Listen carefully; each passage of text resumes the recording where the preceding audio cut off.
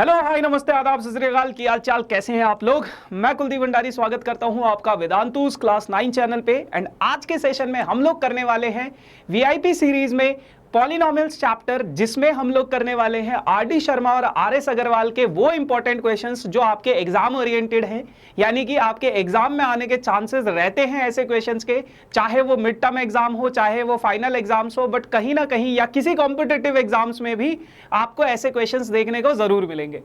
तो वही क्वेश्चंस आज के सेशन में अपन लोग डिस्कस करेंगे। तो बिना किसी देरी के साथ करते हैं आज के सेशन की शुरुआत। क्या बोलती है पब्लिक, है ना।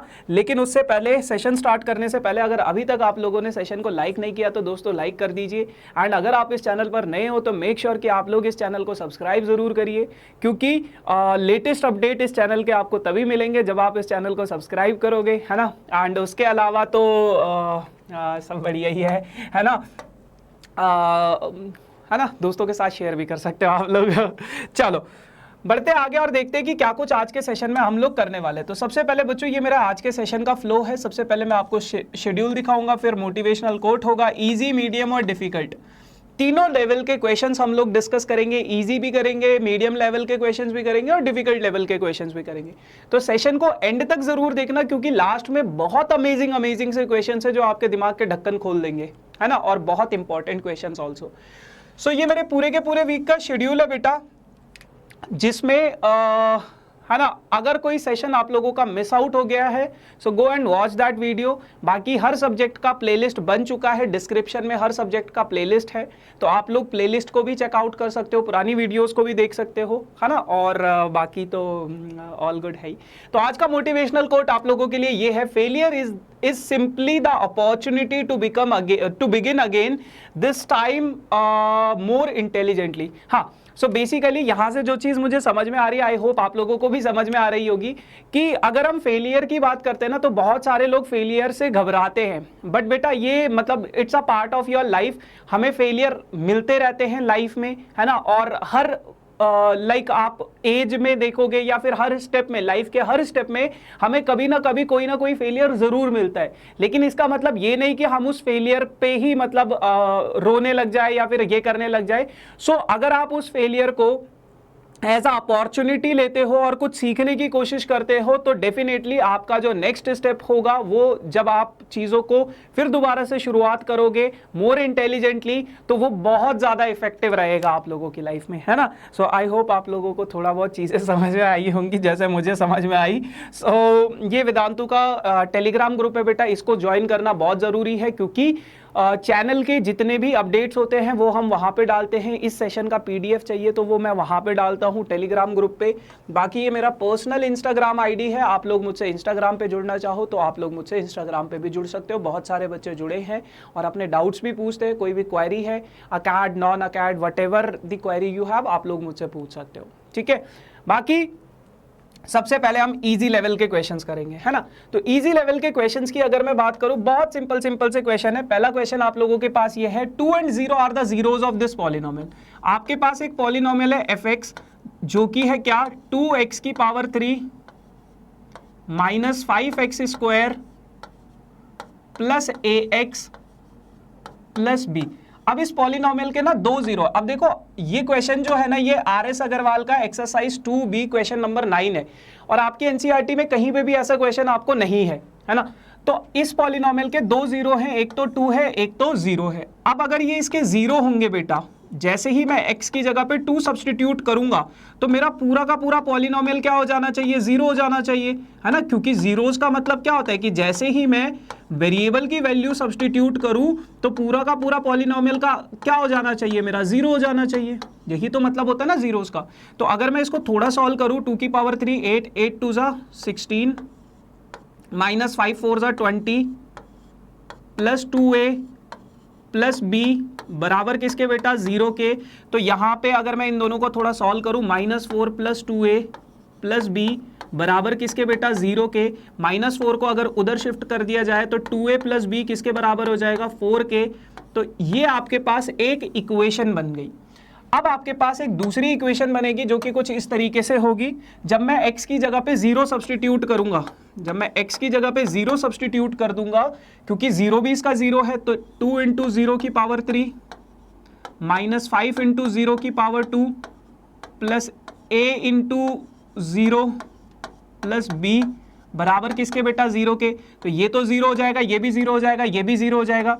तो 0 प्लस b बराबर किसके बेटा 0 के। तो b की वैल्यू यहां से मुझे पता चल गई बेटा कितनी 0। अब अगर इस वैल्यू को मैं यहां पे चिपका दूं, यहां पे सब्सटीट्यूट कर दूं, तो ये कितना हो जाएगा बेटा 2a की वैल्यू कितनी आ गई 4। तो a की वैल्यू कितनी आ जाएगी आपके पास 2। तो a आपके पास कितना आ जाएगा 2, है ना। तो a की वैल्यू 2, b की वैल्यू 0। इस तरीके से आपको इन क्वेश्चंस को सॉल्व करना होता है ना। तो ये चीजें हैं। बाकी अगला क्वेश्चन आप लोगों के पास ये है, find the remainder when the polynomial px is divided by this. अब देखो ऐसे क्वेश्चंस आपके पास बहुत आपने किए भी हैं, मैंने भी करवाए हैं। आपको बोला गया है क्या, कह रहे हैं कि आपके पास ये जो पॉलिनोमियल है ना बेटा, ये जो पॉलिनोमियल है, अगर इस पॉलिनोमियल को मैं x - 2 से डिवाइड कर दूं तो आपका रिमाइंडर कितना बचेगा। तो अब हमने रिमाइंडर थ्योरम पढ़ी है क्या, कि ये जो x - 2 जिससे हम डिवाइड कर रहे हैं, इसको क्या करना होता है 0 के इक्वल रखना होता है। और फिर यहां से जो भी x की वैल्यू आएगी, कितनी आ गई हमारे पास 2, तो x की वैल्यू जो भी आएगी वो इस इक्वेशन में सब्स्टिट्यूट कर दो अगर आपको रिमाइंडर चाहिए। तो आपका रिमाइंडर कितना हो जाएगा बेटा, आपका रिमाइंडर हो जाएगा जब आप x की जगह पे 2 सब्स्टिट्यूट कर दोगे। बस रिमाइंडर थ्योरम बचपन में पढ़ी थी हमने, है ना, बचपन में मतलब 2-3 महीने पहले तो पढ़ी होगी। आ जाओ, 2 की पावर 4 कितना होता है बेटा, मेरे गुरुजी ने मुझे सिखाया था 16 होता है। 2 की पावर 3 8 होता है, और 8 इंटू 2 कितना होता है 16 होता है। अच्छा ये ऐड हो रहा है, हाँ, -4 3 12 होता है, प्लस 2 - 1 कितना होता है 1 होता है।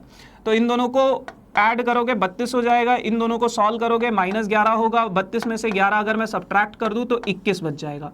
तो आपका रिमाइंडर क्या होगा बेटा 21 होगा। तो जब मैं इसको इससे डिवाइड करूंगा तो रिमाइंडर कितना बचता है अपने पास 21। ठीक है जी, बहुत सिंपल है, बहुत सिंपल है, RD शर्मा का क्वेश्चन है। ठीक है, चल अगला क्वेश्चन है, RS अग्रवाल का एग्जाम्पल है। ये आपके पास कोई पॉलिनोमियल है, ये आपके पास दूसरा पॉलिनोमियल है। आपसे पूछा, बहुत इंपॉर्टेंट कॉन्सेप्ट अब मैं यहां पे आपको बताऊंगा, क्या ये इसका मल्टीपल है या नहीं। अब देखो बहुत सारे बच्चों को ना फैक्टर और मल्टीपल का मतलब ही नहीं पता होता कि फैक्टर क्या होता है, और एक टर्म यहां पे आया है जिसको हमने लिखा है मल्टीपल। तो बहुत सारे बच्चों को कंफ्यूजन रहता है कि मल्टीपल क्या होता है और भैया फैक्टर क्या होता है। तो चलिए समझते हैं फैक्टर और मल्टीपल की कहानी। मान लो आपके पास कोई नंबर है 6 को कौन कौन डिवाइड कर सकता है, 2 डिवाइड कर सकता है, 3 डिवाइड कर सकता है, 1 डिवाइड कर सकता है। तो ये सारे के सारे क्या हो जाएंगे, इसके फैक्टर्स हो जाएंगे। ये सारे के सारे क्या हो जाएंगे, इसके फैक्टर्स हो जाएंगे। इवन 6 भी अपना ही एक फैक्टर होता है। ठीक है, ये हो जाएंगे फैक्टर जो 6 को डिवाइड कर सकते हैं। अब मल्टीपल की अगर मैं बात करूं तो 6 किस को डिवाइड कर सकता है। 6 देखो बेटा 12 को डिवाइड कर सकता है, 18 को डिवाइड कर सकता है, और 24 को डिवाइड कर सकता है। तो ये सारे के सारे क्या हो जाएंगे, 6 के मल्टीपल हो जाएंगे। मल्टीपल का मतलब क्या होता है कि जो उसको जिसको वो डिवाइड कर सकता है, और फैक्टर का मतलब क्या होता है जो उसको डिवाइड कर सकते हैं। तो अब आपके पास क्या बोला गया है कि क्या ये इसका मतलब इसका मल्टीपल है। तो बेटा अगर मल्टीपल होगा इसका मतलब क्या होगा कि अगर px जो है वो gx का अगर मल्टीपल होगा, इसका मतलब क्या है gx जो है px को डिवाइड कर देगा कंप्लीटली, है ना। क्योंकि देखो 12 क्या है 6 का मल्टीपल है, 12 अगर 6 का मल्टीपल है तो ये इसको कंप्लीटली डिवाइड कर रहा है। सेम कहानी वही यहाँ पे होती है जो फैक्टर की होती है। बस इसमें ये पूछ लेता है क्या ये इसका फैक्टर है, अब ये पूछ लिया क्या ये इसका मल्टीपल है, बस पोजीशन को चेंज कर दिया। तो अब अगर ये इसका फैक्टर होगा तो पूरा का पूरा डिवाइड कर देगा, पूरा का पूरा डिवाइड, यानी कि रिमाइंडर कितना बचना चाहिए 0। आ जाओ अब रिमाइंडर थ्योरम लगा दो। तो आपके पास gx क्या है, इसको 0 के इक्वल रख दो। तो यहां से 2 = 3x हो जाएगा, और x की वैल्यू कितनी हो जाएगी बेटा 2/3। तो x अगर आपके पास 2/3 है, अब आप उसमें सब्स्टिट्यूट कर दो। अगर वो 0 आ गया, रिमाइंडर अगर 0 आ गया तो वो उसका मल्टीपल होगा। रिमाइंडर अगर 0 नहीं आया तो बस नहीं होगा। अब देखते हैं रिमाइंडर कितना अपने पास, कितना था 3/2 2/3 2/3 ना, 2/3 की पावर 3 -2/3 + 1, है ना। आ जाओ, आपकी एनसीईआरटी में भी आई गेस ऐसा एक क्वेश्चन है, 2 की पावर 3 8 हो जाएगा बेटा, 3 की पावर 3 27 हो जाएगा, -2/3 प्लस 1। जब मैं एलसीएम लूंगा तो एलसीएम लेके आ जाएगा 27 8 9 है ना, 9 3 27, 9 2 18 और ये रहेगा आपके पास 27। आई होप कैलकुलेशन बिल्कुल सही चल रही होगी, -10 तो ये हो जाएगा कितना, 17/27 है क्या, 17/27 आपका क्या आ गया, रिमाइंडर आ गया। अब अगर आपका रिमाइंडर 17/27 है जो कि 0 के इक्वल नहीं है, जो कि 0 के इक्वल नहीं है, तो इसका मतलब ये इसका फैक्टर, ये इसका मल्टीपल नहीं होगा। No, this is not a multiple of this. ठीक है, 17/27, ठीक है ना। लास्ट में आप ये लाइन लिख सकते हो। ठीक, चलो अब बढ़ते हैं अपने अगले क्वेश्चन की तरफ। Find the value of a 4 which of a 4, find the value of a, अच्छा a, this is a, find the value of a for which the polynomial, ये जो पॉलिनोमियल है इज डिविजिबल बाय दिस। कह रहे कि अगर ये polynomial इससे कंप्लीटली डिविजिबल होगा तो आपको एक चीज पता है, रिमाइंडर थ्योरम से क्या, रिमाइंडर 0 आना चाहिए। अब निकाल लो रिमाइंडर, तो x प्लस 3 क्या है, 0 के इक्वल रखोगे, यहां से x की वैल्यू क्या आ जाएगी, x की वैल्यू आ जाएगी आपके पास -3। अब इस -3 को अगर मैं इस इक्वेशन में सब्सटीट्यूट करूं तो करके देखते हैं, तो ये कितना हो जाएगा, -3 की पावर 4 -3 की पावर 3 -11 इंटू -3 -3 प्लस a। अब अगर इसका, क्योंकि ये इसको पूरा का पूरा डिवाइड कर रहा है तो आपका रिमाइंडर कितना आना चाहिए, 0 आना चाहिए, है ना।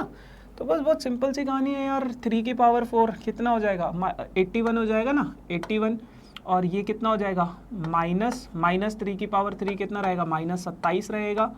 ठीक है, माइनस प्लस का ध्यान रखना बहुत ज़रूरी है, कई बार मैं भी गलतियां कर देता हूं, तो मैं चाहता हूं आप लोग गलतियां ना करो। माइनस माइनस प्लस हो जाएगा ये, तो आराम से करो, कहीं की जल्दबाजी नहीं होनी चाहिए। ठीक है ना, आराम से करोगे तो कभी गलत नहीं होंगी चीज़ें, और जल्दी में रहोगे तो पक्का गलत होंगी। सो 33 प्लस 27 कितना हो जाता है हमारे पास, 63 और 81 अगर हम करेंगे तो 81 को 63 से ऐड करोगे तो 4 और 8 और 6 14, 144। तो 144 मुझे लगता है शायद कहीं कैलकुलेशन में गलती ना हो गई हो, तो a की वैल्यू कितनी हो जाएगी बेटा, -144। देखते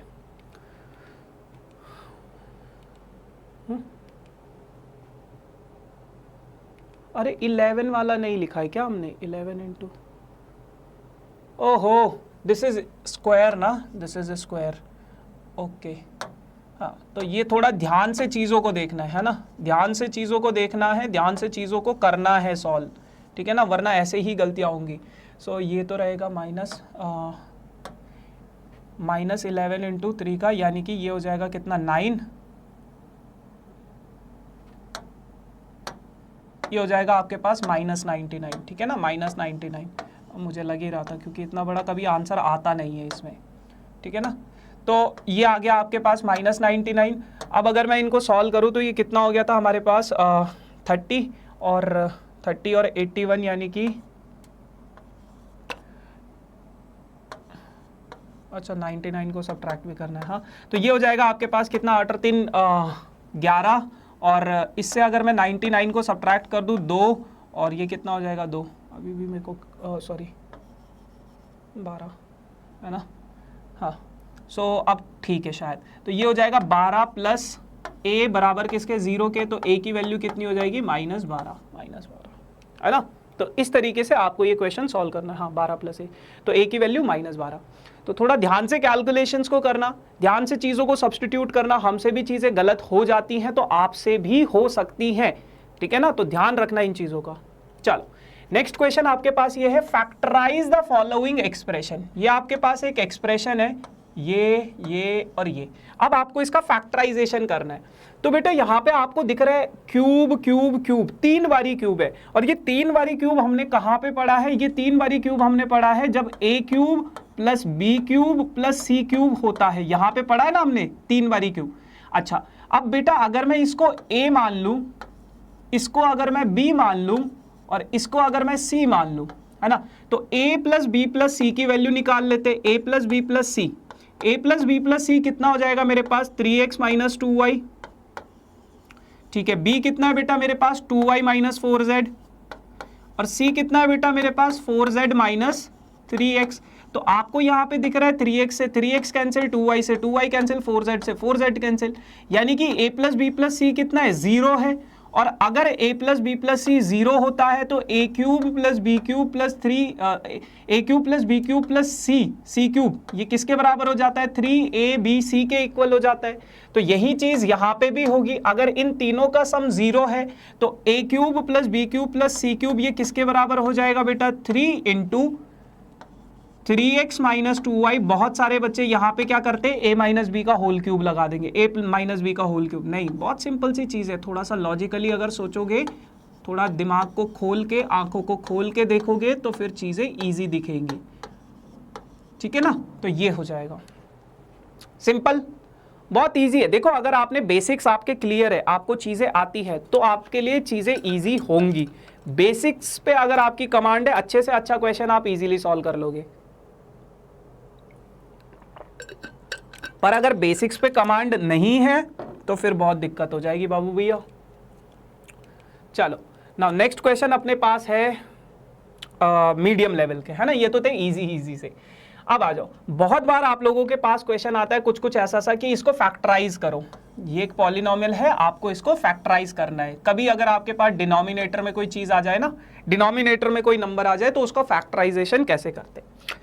देखो बेटा बहुत सिंपल सी कहानी है। यहाँ पे आपको क्या करना है, आपके पास है 3x square upon 5 minus 19x upon 5 plus 4, ठीक है। अच्छा, अब अगर मैं यहाँ से 1/5 कॉमन ले लूँ, तीनों से 1/5 कॉमन ले लिया, तो मैंने यहाँ से 5 कॉमन ले लिया 1/5, तो इधर बच जाएगा 3x स्क्वायर।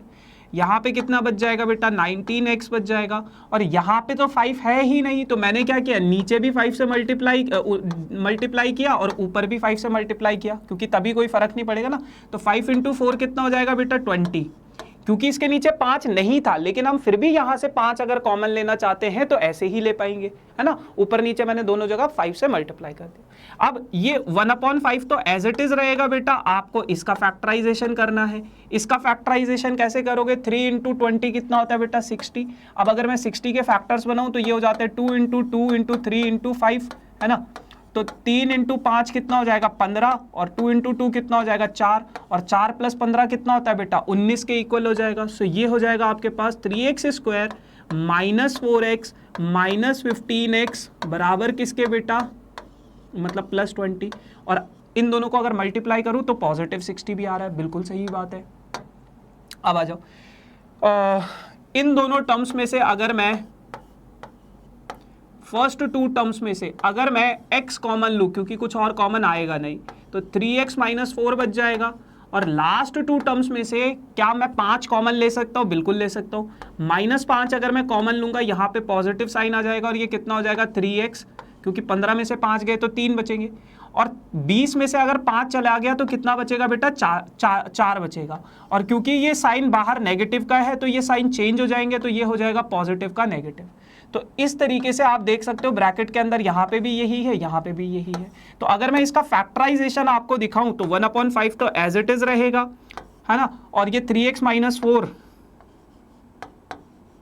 एक ये हो जाएगा, और 3x - 5 एक ये हो जाएगा। बस सिंपल हो गया इसका फैक्टराइजेशन। तो अगर आपके पास डिनोमिनेटर में कोई नंबर आ जाए तो इस तरीके से आप फैक्टराइजेशन कर सकते हो उसका, ठीक है भैया। चलो, what must be added to this so that the result is exactly divisible by this। कह रहे कि मैं इसमें कितना ऐड करूं। बहुत बार ऐसे क्वेश्चंस आते हैं आपके एग्जाम्स में, बट आपके एनसीईआरटी में ऐसा क्वेश्चन बिल्कुल नहीं है। कह रहे कि मैं इसमें कितना ऐड करूं कि मैं ये इससे कंप्लीटली डिविजिबल हो। अब मान लो मुझे नहीं पता कितना ऐड करना है, मान लो मेरे पास ये जो नंबर था लेट k be added, मैंने क्या किया इसमें k को क्या कर दिया ऐड कर दिया, ठीक है। अब अगर मैं इसमें k को ऐड करूंगा 2x की पावर 4 माइनस 5x की पावर 3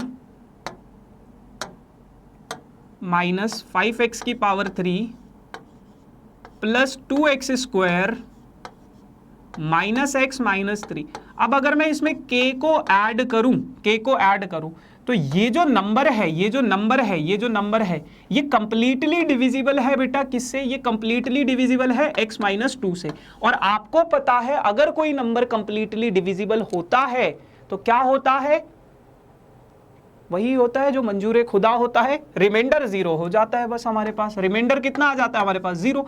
अब आप यहां पे रिमाइंडर थ्योरम यूज कर सकते हो, क्या कि अगर मैं x माइनस 2 से इसको डिवाइड कर रहा हूं तो मेरा रिमाइंडर क्या आना चाहिए? 0 आना चाहिए। तो रिमाइंडर थ्योरम क्या कहती है? पहले इसको 0 के इक्वल रखो, फिर जो x की वैल्यू आई है वो यहां पे चिपका दो। तो x की जगह पे अपन लोग रखेंगे 2 की पावर 4 माइनस 5 इंटू, देखो ध्यान से वैल्यू सब्सटीट्यूट करना भैया, है ना, कुछ भूल मत जाना।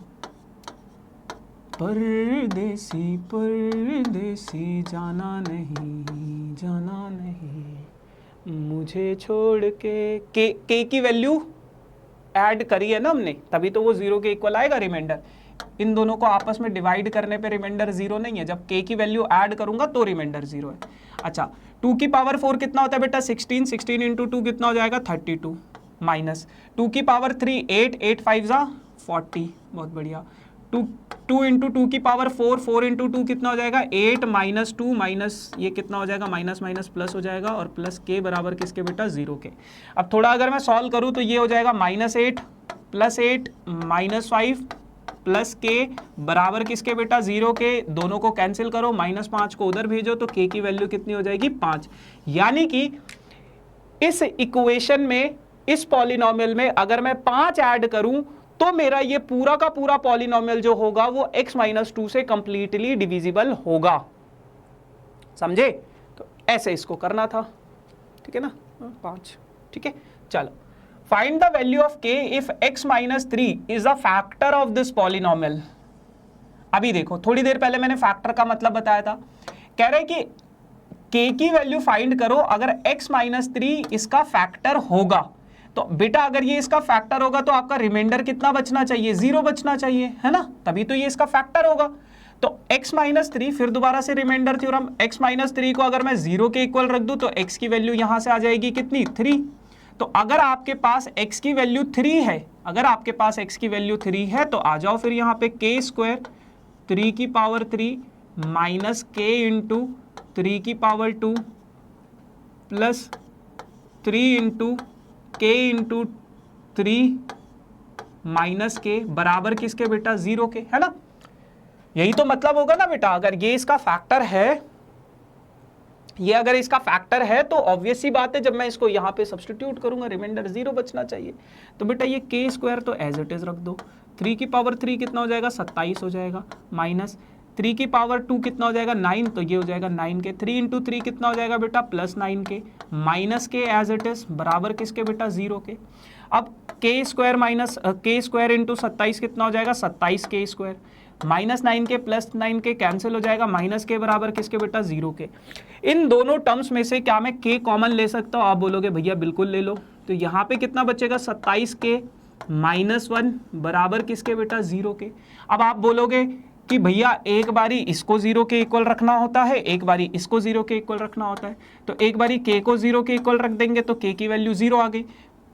एक बार 27 के माइनस 1 को 0 के इक्वल रखेंगे तो 27 के किसके बराबर हो जाएगा? 1 के, और k की वैल्यू कितनी हो जाएगी? 1/27। अब बच्चे ना यहां तक करके आते हैं और फिर उनका आंसर हो जाता है गलत, है ना। उनको पूरे मार्क्स नहीं मिलते, उनका आधा या 1 मार्क्स कट जाता है इतना करने के बाद, है ना। अब मैं समझाता हूं क्यों।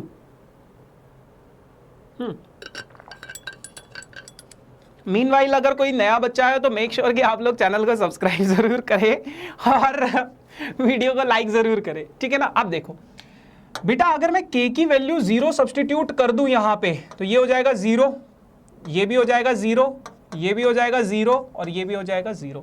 तो मेरा पूरा का पूरा पॉलिनोमियल 0 बन गया। अगर मैं k की वैल्यू यहां पे 0 सब्सटीट्यूट कर दूं तो मेरा पूरा का पूरा पॉलिनोमियल क्या बन रहा है? 0 बन रहा है। तो k की वैल्यू क्योंकि ये तो पूरा का पूरा 0 आ जाएगा ना, फिर x माइनस 3 फैक्टर तो होगा 0 का, है ना, बट वो वैलिड नहीं है। तो k की वैल्यू हम 0 यहां पे कंसीडर नहीं करेंगे, k की सिर्फ एक ही वैल्यू कंसीडर करेंगे जो कि है कितनी 1/27। समझे? तो ये आपको थोड़ा बहुत सोचना पड़ता है इन क्वेश्चंस में, है ना। तो ये चीज है।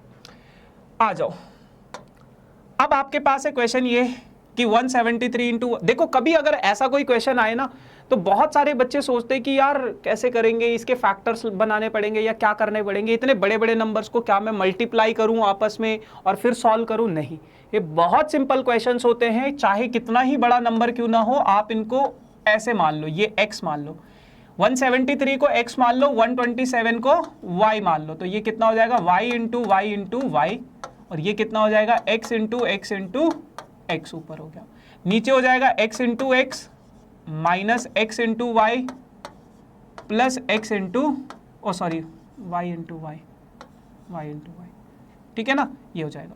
तो इस हिसाब किताब से मुझे ऐसा दिख रहा है, ऊपर कितना है बेटा x की पावर 3 प्लस y की पावर 3, और डिनोमिनेटर में कितना है बेटा X square minus X Y plus Y square, ये है ना।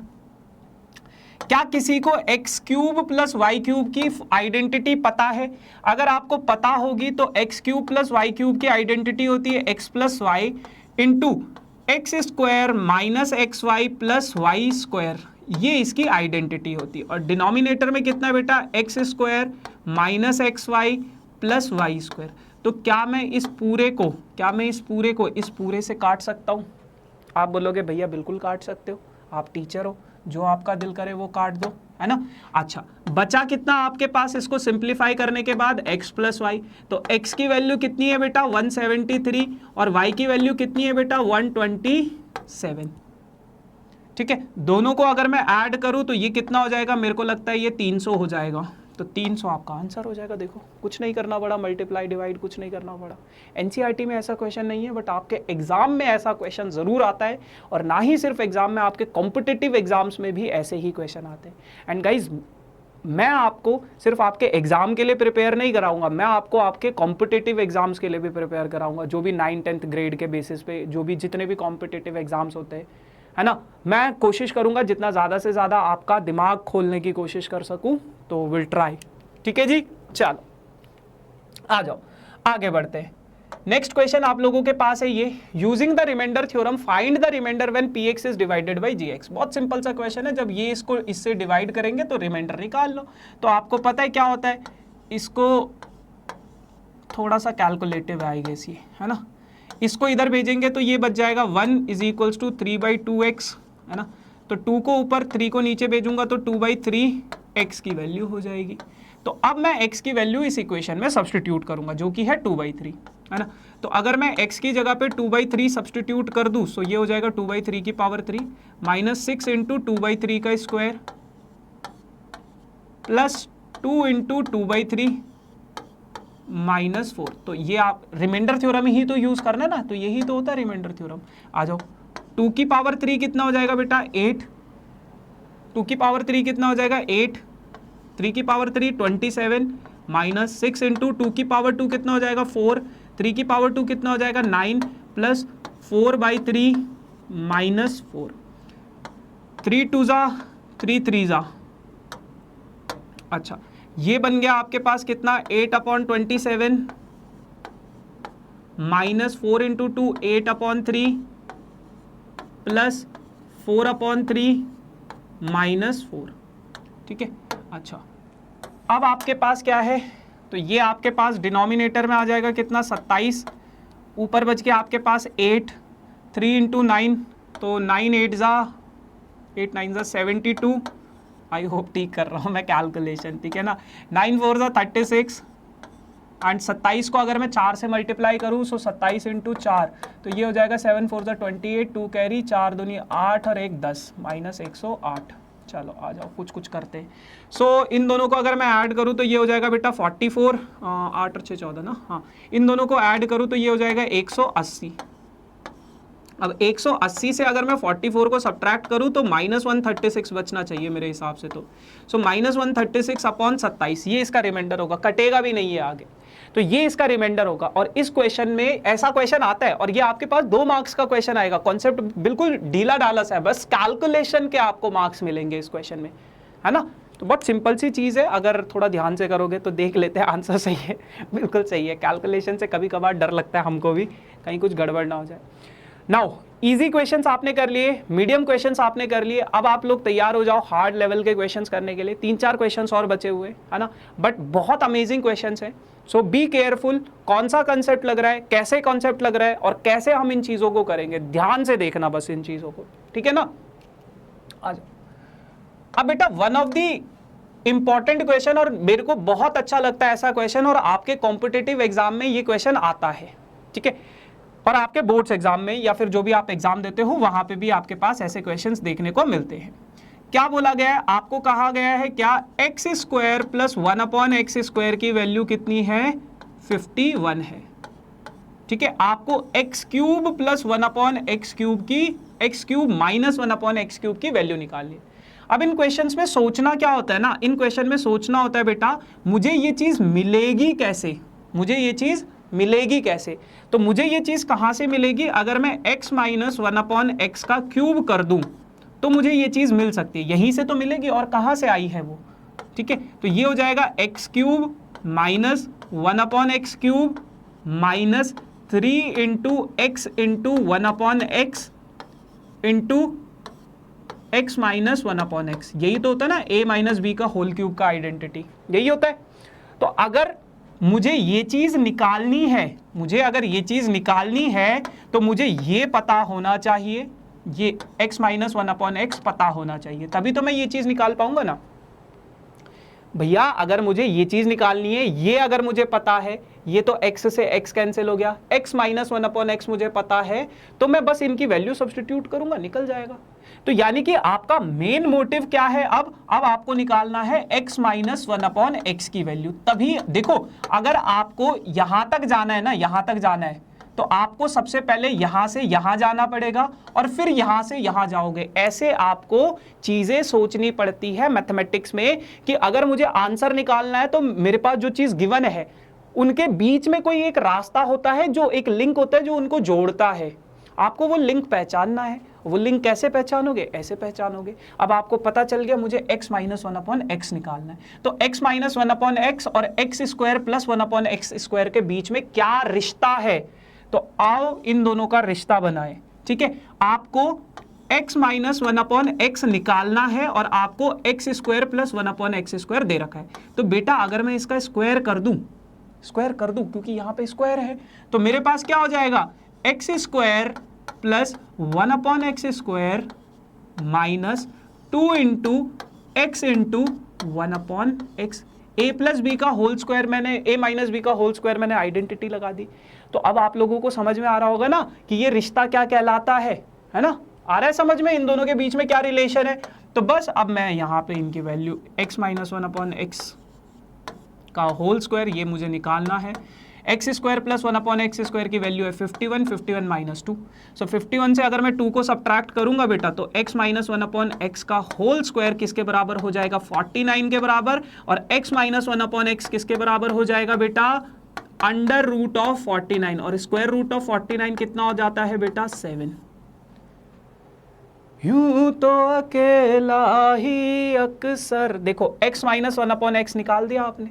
अब x माइनस 1/x निकाल दिया, चिपका दो यहाँ पे, आ जाओ जो चीज आपको निकालनी थी।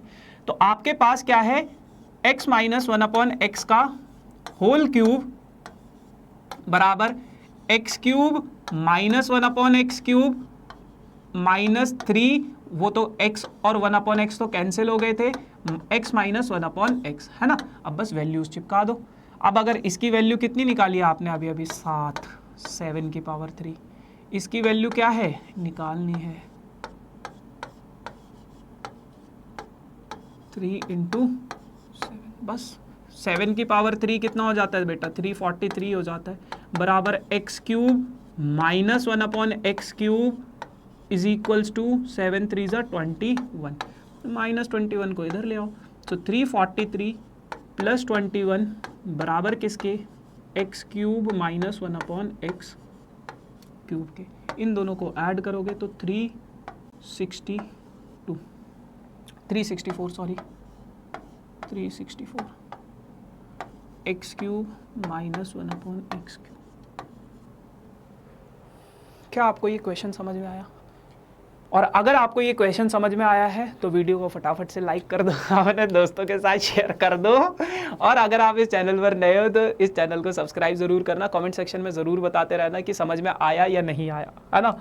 चलो, now we have this question, factorize this polynomial given that 2x + 3 is a factor of this polynomial.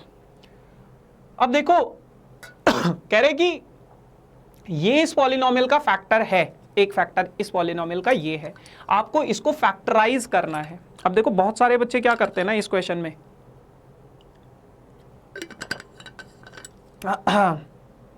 देखो बहुत सारे बच्चे क्या करते हैं कि जैसे ही 2x + 3 इसमें मतलब इसका फैक्टर है तो वो बच्चे क्या करते हैं ना कि 2x + 3 को 0 के इक्वल रख देते हैं और यहाँ से x की वैल्यू निकालते हैं। x की वैल्यू निकालेंगे -3/2 आएगा और फिर इसमें सब्स्टिट्यूट करेंगे, और इसमें सब्स्टिट्यूट करेंगे फिर देखेंगे वो आंसर 0 आ जाता है। फिर वो बोलते हैं अबे यार क्या करना था हमें इसमें, उनको पता ही नहीं है कि इस क्वेश्चन में करना क्या, वो बस ये देख रहे कि ये इसका फैक्टर है तो रिमाइंडर थ्योरम यूज कर दो। नहीं बेटा, वो तब करना होता है जब आपको कोई k की वैल्यू निकालने को बोले या a की वैल्यू निकालने को बोले या b की वैल्यू निकालने को बोले, वो चीज तब करनी होती है ना। बट इसमें इसने बोला है कि ये इसका फैक्टर है और इसका फैक्टराइज करना है।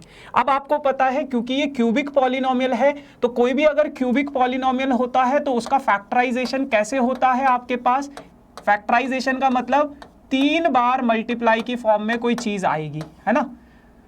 तो आ जाओ, अगर ये इसका फैक्टर है 2x + 3, अगर ये इसका फैक्टर है तो ऑब्वियस सी बात है ये इसको कंप्लीटली डिवाइड करेगा, है ना, रिमाइंडर 0 बचना चाहिए। आओ दिखाऊं तुम्हें इन दोनों की कहानी, एक था px एक था gx दीवाना, है ना। आ जाओ, तो इन दोनों को अगर मैं डिवाइड करूं, आई होप आप लोगों को डिवीजन ऑफ पॉलिनोमियल आता होगा, नहीं आता तो बहुत गलत बात है। सबसे पहले इन दोनों को डिवाइड करते हैं। सो 4x की पावर 3 और 2x को अगर मैं डिवाइड करूं, सो 4x की पावर 3 डिवाइडेड बाई 2x अगर हम करते हैं तो x से ये कट जाता है, 2 से ये कैंसिल आउट हो जाता है, तो 2x² बच जाएगा।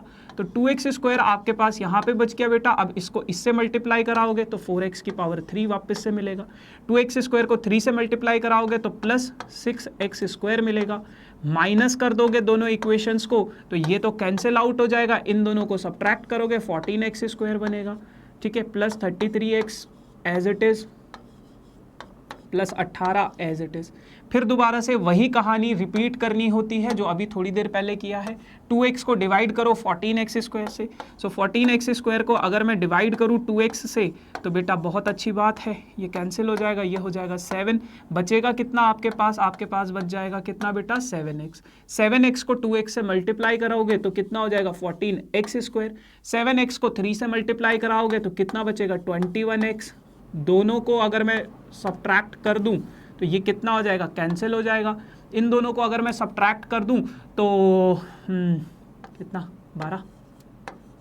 ओ मेरे दिल के चैन चैन आए मेरे, फिर दोबारा से वही कहानी करनी है ना।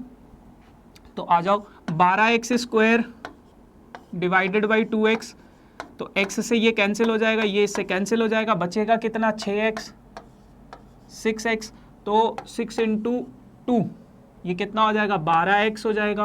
ओहो सिर्फ 6 बचेगा भाई, 6x नहीं सिर्फ 6 बचेगा, 6 × 3 18, तो ये कैंसिल हो जाएगा, रिमाइंडर आ गया आपके पास कितना 0 दिख रहा है, रिमाइंडर आ गया 0, है ना, क्योंकि ये इससे कैंसिल हो जाएगा, ये इससे कैंसिल हो जाएगा, रिमाइंडर आ गया आपके पास कितना बेटा 0। मतलब जो उसने क्वेश्चन में बोला है बिल्कुल सही बोला है, ये इसका फैक्टर है। अब आ जाओ, अब बेटा बचपन में हमने ना एक चीज पढ़ी होती है कि dividend is equals to divisor into quotient plus remainder, ये पढ़ा था। तो ये हमारा क्या है, डिविडेंड है, ये क्या है, डिवाइजर है, ये क्या है, कोशेंट है, और ये क्या है, रिमाइंडर है। तो क्या मैं इसको ऐसे लिख सकता हूं, डिविडेंड 4x की power 3 plus 20x² plus 33x plus 18, dividend is equals to divisor किससे डिवाइड किया मैंने, 2x + 3 से डिवाइड किया, divisor plus divisor into quotient. Quotient कितना है बेटा 2x square plus 7x plus 6, 2x square plus 7x plus 6 और रिमाइंडर कितना है 0। तो 0 को लिखो ना लिखो कोई फर्क नहीं पड़ता।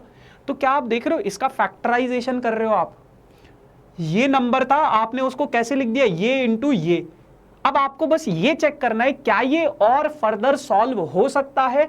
तो आप बोलोगे भैया ये 2x प्लस 3 को तो एज इट इज रख दो क्योंकि इसको हम फर्दर सॉल्व नहीं कर पाएंगे, लेकिन ये आपके पास क्वाड्रेटिक पॉलिनोमियल है तो इसका मिडिल टर्म स्प्लिटिंग कर दो। मिडिल टर्म स्प्लिटिंग कैसे करोगे, 2x square as it is, 2 into 6 कितना हो जाता है 12, और 12 के 2 फैक्टर्स होते हैं, बहुत सारे होते हैं लेकिन 4 और 3 एक फैक्टर होता है, और 4 प्लस 3 क्या होता है 7 होता है। तो बस 4x प्लस 3x। तो बोल लो तारा, समझ में आ रहा है, समझ में आ रहा है तो चैट सेक्शन में स्पैम कर दो Tara. 2x plus 3 as it is बेटा, पहली दो टर्म्स में से कुछ कॉमन लेंगे, क्या 2x कॉमन लेंगे, कितना बचेगा x प्लस 2 बचेगा। आखिरी दो टर्म्स में से 3 कॉमन लेंगे बेटा, क्या बचेगा x प्लस 2 बचेगा, बस ठीक है। बहुत सिंपल सी चीज है, आ जाओ। 2x प्लस 3 और x plus 2, x plus 2, x plus 2 common ले लिया एंड यहाँ पे कितना बचेगा 2x प्लस 3। बस ये इसके फैक्टर्स हो गए बेटा, ये 3 इसके फैक्टर्स हो गए, कर दिया आपने इसका फैक्टराइजेशन। एक क्या है 2x प्लस 3, दूसरा क्या है आपके पास x प्लस 2 और तीसरा क्या है आपके पास 2x प्लस 3। क्या ये और फर्दर सॉल्व होगा, नहीं होगा, इसका आप फर्दर फैक्टराइजेशन नहीं कर पाओगे, तो ये इसका क्या हो जाएगा बेटा फाइनल आंसर हो जाएगा। सिंपल है ना। चलो आगे बढ़ते हैं।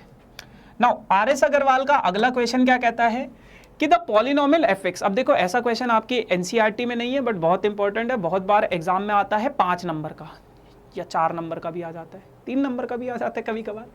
कह रहे क्या ये एक पॉलिनोमियल है, इसको जब मैं x माइनस 1 से डिवाइड करूंगा तो रिमाइंडर बचेगा 5, x प्लस 1 से डिवाइड करूंगा तो रिमाइंडर बचेगा 9। तो पहले इसी कहानी को करते हैं, उसके आगे जो निकालना है वो बाद की बात है। ए और बी निकालने को बोला और फिर कुछ कुछ और बातें भी बोली है। तो बहुत सिंपल सी बात है बेटा, अगर मैं इसको x माइनस 1 से डिवाइड करूंगा तो x माइनस 1 से डिवाइड करूंगा तो मतलब 0 के इक्वल रखना पड़ेगा। तो यहां से मेरे पास x की वैल्यू क्या हो जाएगी बेटा 1, और अगर मैं रिमाइंडर थ्योरम लगाऊं, अगर मैं रिमाइंडर थ्योरम लगाऊं तो मेरे पास क्या हो जाएगा, अगर x मेरा 1 है, अगर x मेरा 1 है तो यहाँ पे 1 की पावर 4 हो जाएगा प्लस माइनस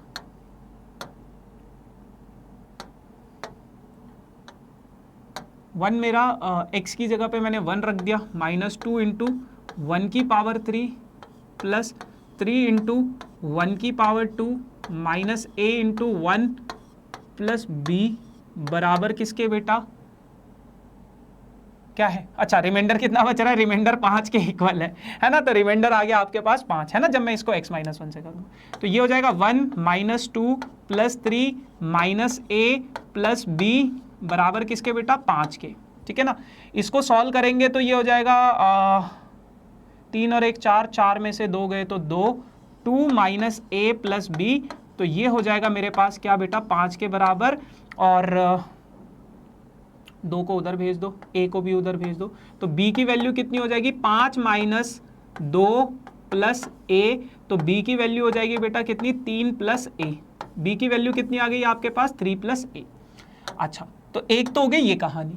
अब जब मैं इसको x प्लस 1 से डिवाइड करूंगा, x प्लस 1 से अगर मैं इसको डिवाइड करूंगा बेटा तो आपके पास रिमाइंडर कितना आ रहा है 19, तो x की वैल्यू कितनी आ गई -1, आ जाओ चिपकाओ, -1 की पावर 4 -2 इंटू -1 की पावर 3 प्लस 3 इंटू -1 का square minus a into -1 plus b, और रिमाइंडर कितना बचा बेटा 19, ठीक है। आ जाओ -1 का स्क्वायर करोगे 1, -2 -1 की पावर 3 करोगे तो कितना रहेगा -1, और 3 इंटू -1 का स्क्वायर रहेगा कितना +1, माइनस माइनस प्लस हो जाएगा प्लस b बराबर किसके बेटा 19 के। सिंपल सॉल्व करना, थोड़ा दिमाग खराब कर रहा है, ये बहुत लंबा क्वेश्चन है।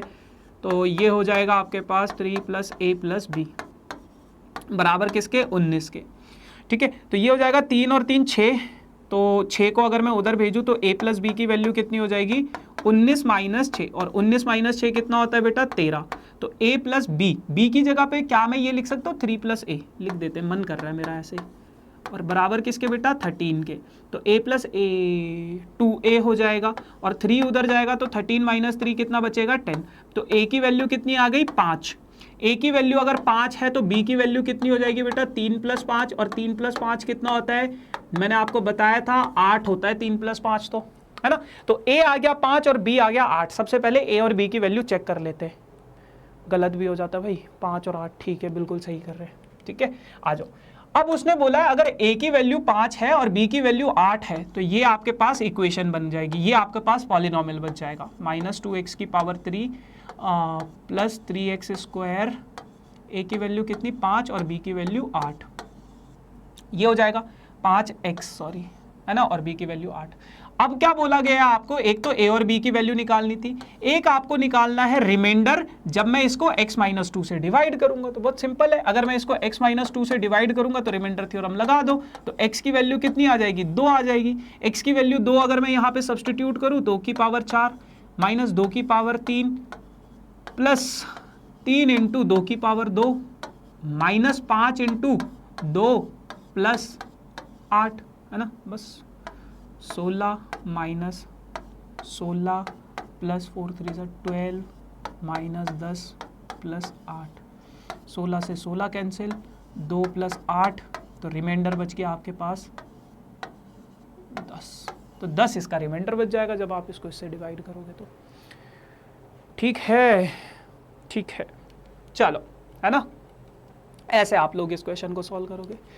तो यार यही था आज के सेशन की कहानी, है ना। बाकी ये जैसा कि मैंने बताया आपको, अगर आपको इस सेशन का पीडीएफ चाहिए तो इस टेलीग्राम ग्रुप को ज़रूर ज्वाइन करना, जिसका लिंक डिस्क्रिप्शन में है।